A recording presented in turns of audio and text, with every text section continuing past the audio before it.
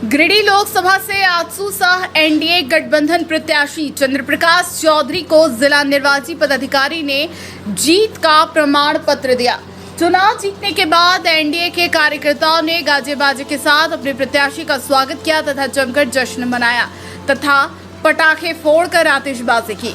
मौके पर आजसू पार्टी के सुप्रीमो सुदेश महतो ने क्षेत्र की जनता के प्रति आभार प्रकट करते हुए कहा कि जनता ने जनादेश देते हुए एक बार फिर चंद्रप्रकाश चौधरी के प्रति विश्वास करते हुए नेतृत्व करने की जिम्मेदारी सौंपी है। अब पार्टी के संकल्प को इन्हें पूरा करना है तथा जनता क्षेत्र के समग्र विकास की जिम्मेदारी सौंपी गई है। चंद्रप्रकाश चौधरी इस पर खरा उतरेंगे।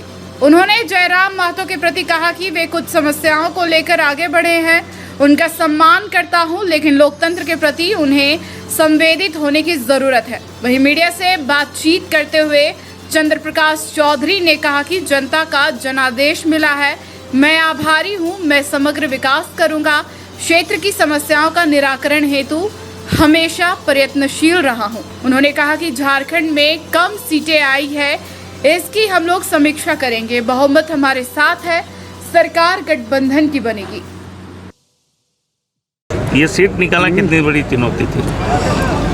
देखो, हम कोई एक सीट के लिए चुनाव लड़ नहीं रहे थे, लेकिन आजसू पार्टी का एक दायित्व था, हमारा सीट था, तो निश्चित रूप से ये सीट हमारे लिए महत्वपूर्ण थी और इस सीट को हमने बड़े ही बेहतर ढंग से ऑर्गेनाइज रूप से हम सभी भारतीय जनता पार्टी आजसू के सभी कार्यकर्ता मिलकर इस चुनाव को हमने लड़ा और जनता का आशीर्वाद हमें प्राप्त हुआ है। लेकिन जो जीत का मार्जिन था, ये जरूरी नहीं है कि आप मंदिर बनाए हैं और वो कनेक्ट आपको सीधे उस सीट से करता हो।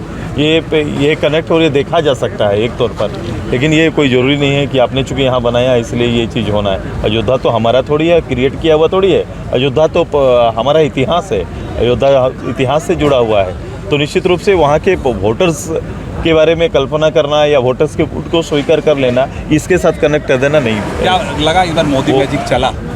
देखो, हमारा नेता जब है सामने तो निश्चित रूप से नेता का ही प्रभाव रहता है और नेता के प्रभाव से, लोकल प्रभाव से आज फिर से एनडीए देश के अंदर तीसरी बार।